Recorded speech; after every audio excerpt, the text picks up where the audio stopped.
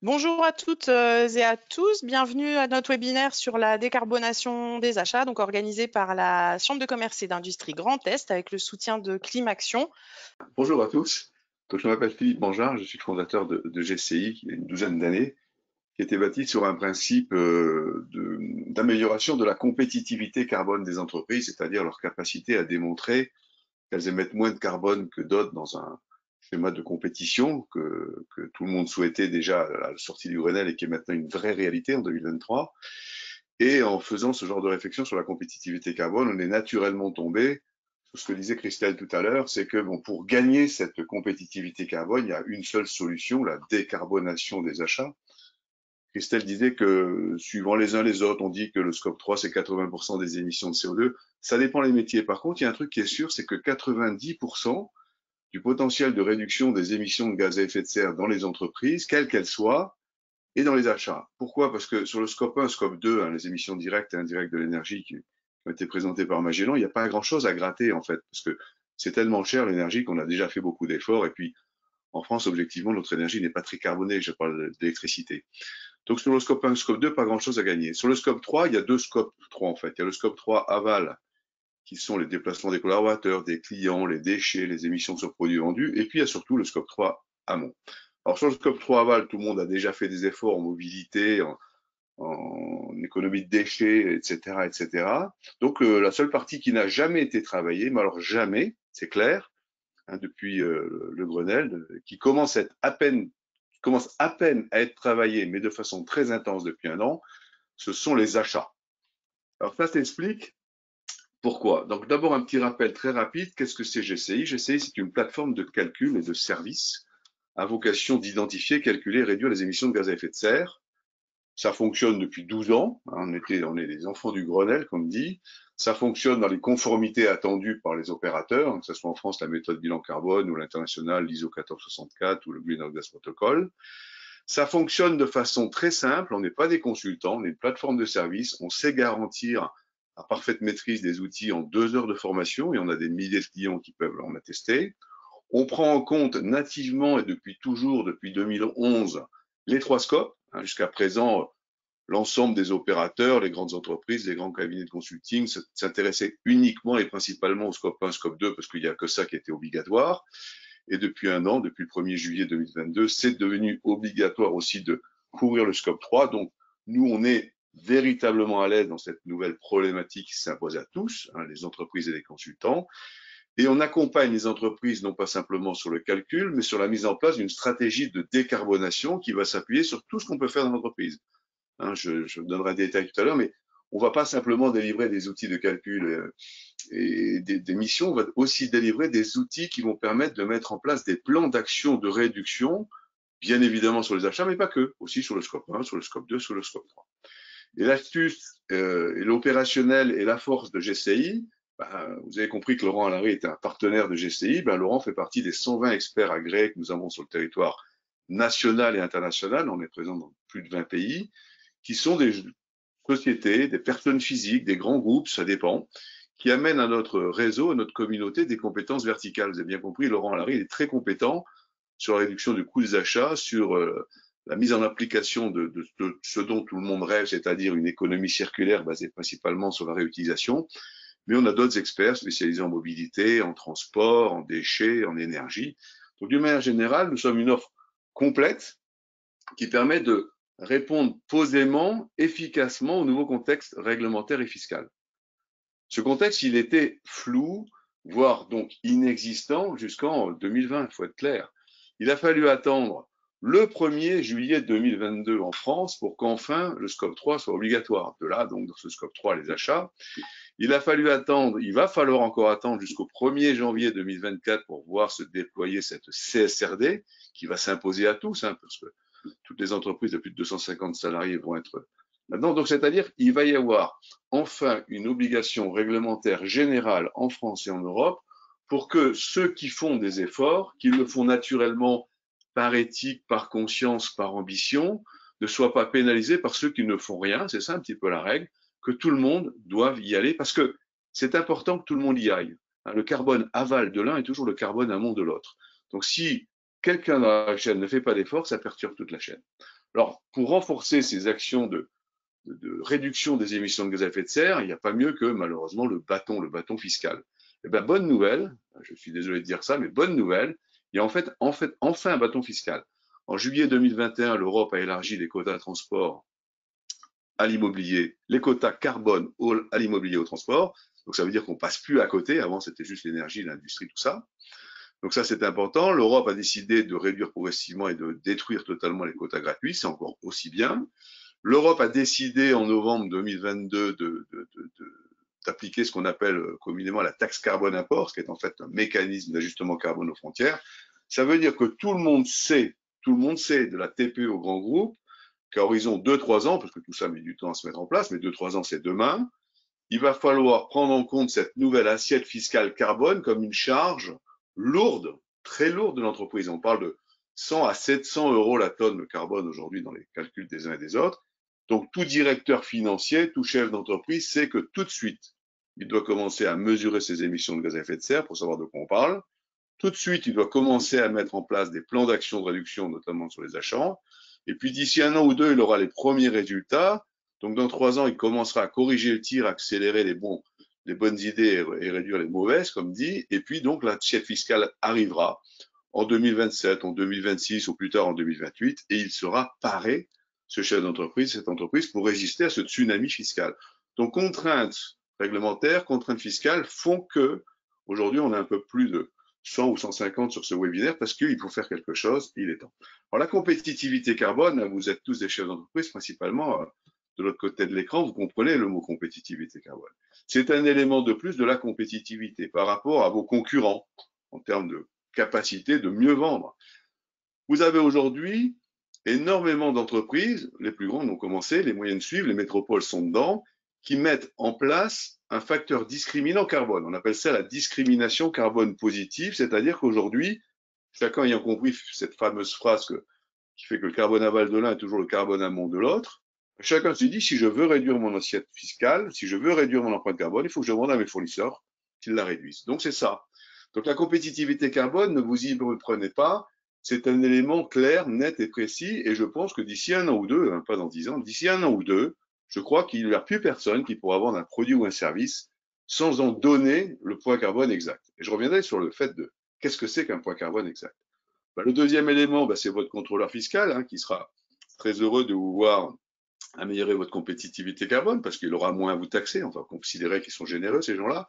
Ça va réduire aussi la dépendance de chacun aux énergies et composants d'origine fossile. Et c'est vrai qu'avec ces fluctuations, aujourd'hui à plus de 100 dollars du pétrole, etc., on peut craindre le pire. Donc, autant se débarrasser de tout ce qui émet beaucoup, parce que ce qui émet beaucoup, c'est souvent porteur d'énergie fossile. Et puis, d'une manière générale, une image de marque quand même.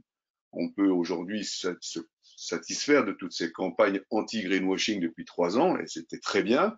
Mais bon, maintenant, ça veut dire qu'il faut être sérieux quand on communique sur son engagement environnemental. On ne va pas simplement dire j'ai acheté une voiture électrique, je viens à pied au bureau, j'éteins la lumière. Non, il va falloir mesurer et montrer que la mesure de l'année N est inférieure à l'année N-1. Donc l'empreinte carbone, le poids carbone, tout ça sont des sujets qui viennent dans le jargon, dans l'histoire, dans la dynamique, dans la vocation de pérennité des entreprises.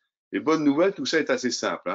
Une empreinte carbone, que ce soit une entreprise, une activité, c'est simple. Ce sont des quantités de produits, matières et services que multiplient les facteurs d'émission. Facteurs d'émission qui vont nous être donnés par l'ADEME ou autre, je reviendrai dessus. Donc assez simple. Simple aussi, le bilan carbone. On se fait toujours des histoires pas possibles sur le bilan carbone. Le bilan carbone, c'est très simple. Bilan carbone, oubliez ce nom, cette marque.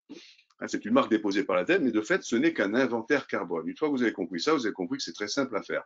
Il suffit de rapprocher des quantités de produits, matières et services d'un facteur d'émission, très bien. Donc, identifier les quantités, c'est l'affaire même de la bonne gestion d'entreprise. Les facteurs d'émission, c'est l'affaire de base de facteurs d'émission mise à disposition. La multiplication, ça existe depuis longtemps. Et la mise en forme, c'est ça, le savoir-faire de GCI. Ça met en forme réglementaire un bilan carbone, un inventaire carbone, scope 1, scope 2, scope 3. Alors, en France, on parle de méthode bilan carbone.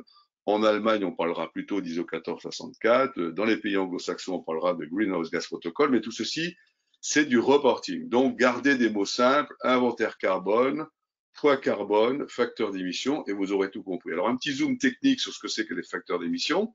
Vous avez historiquement, jusqu'en 2019, accès uniquement à des bases de données moyennes. base de données, facteur d'émission monétaire, donc à oublier, hein, uniquement en cas d'urgence. Mais c'est à éviter totalement ces facteurs d'émission monétaire parce que chacun aura compris que s'il y a une inflation de 6%, il est quand même pas normal que les émissions de CO2 gonflent aussi de 6%. Donc, on peut travailler raisonnablement dans une première étape avec des facteurs d'émission physiques moyens. La base carbone de l'ADEME a 7000 facteurs d'émission. La base EcoInvent Suisse en a à peu près 20 000.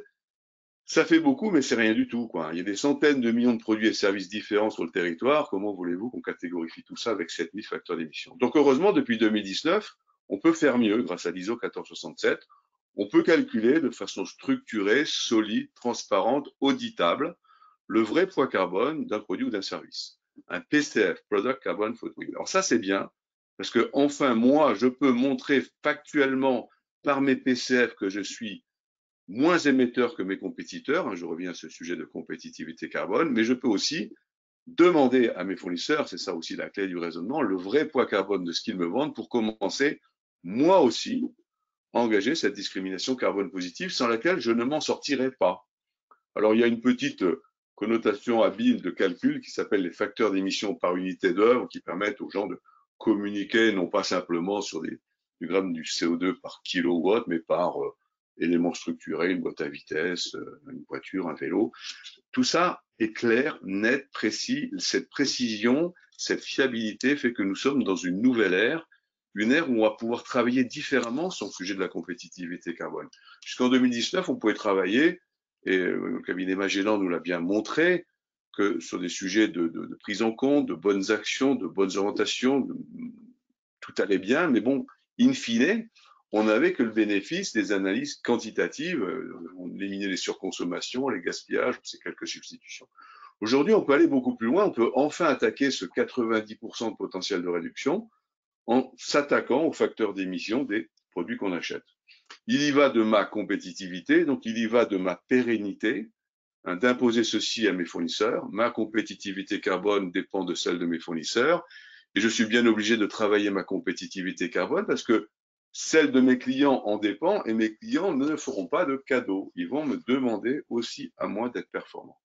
Hein, voilà la vision simplifiée d'un bilan carbone, un camembert avec 3 scopes, scope 1 et 2, suivant les entreprises, entre 5 et 15% des émissions, donc c'est pas grand-chose. Et puis en plus, comme je le disais tout à l'heure, il n'y a pas grand-chose à gratter, c'est déjà bien fait, les gestionnaires gèrent bien leur maison. C'est sur le scope 3 que tout va se passer, c'est là où je vais pouvoir préserver, améliorer ma compétitivité carbone, réduire mon assiette fiscale carbone, etc. Et donc la conséquence est très simple, la résultante, le raisonnement est là, on ne peut pas avancer si on n'avance pas avec ses fournisseurs. Ces fournisseurs, ben, on va les insérer dans ce cercle vertueux dit GCI. Ce cercle vertueux GCI, il est assez simple à visualiser. Je suis en haut du cercle, je fais mes calculs grâce à la plateforme en toute autonomie, scope 1, scope 2, scope 3. Je mets en place mes plans d'action de réduction scope 1, scope 2, scope 3 aval, et puis j'arrive sur mon plan d'action pour mes fournisseurs. Il n'y en a qu'un, c'est choisir des fournisseurs les moins carbo-émissifs. Donc, c'est-à-dire, dans un premier temps, leur poser la question, quel est le poids carbone, cher monsieur le fournisseur, de ce que vous me vendez, que ce soit un produit ou un service? Dans 99,99% des cas cette année, mais je pense que l'année prochaine, ça va changer, les fournisseurs n'en savent rien. Alors, c'est pour ça qu'on a créé chez GCI, à la demande de nos utilisateurs, une plateforme de calcul gratuite, 100% gratuite, il n'y a pas d'arnaque, comme dirait l'autre. C'est gratuit, ça permet aux fournisseurs non pas de faire leur bilan carbone gratuit, ça c'est autre chose, mais de faire le calcul du poids carbone des produits qu'ils vendent à nos clients gratuitement, c'est intéressant, facilement, ça aussi c'est intéressant, et conformément, strictement conformément à l'ISO 1467, c'est-à-dire que le calcul est opposable au tiers, puisqu'en même temps que le calcul sera remis un certificat de qualification.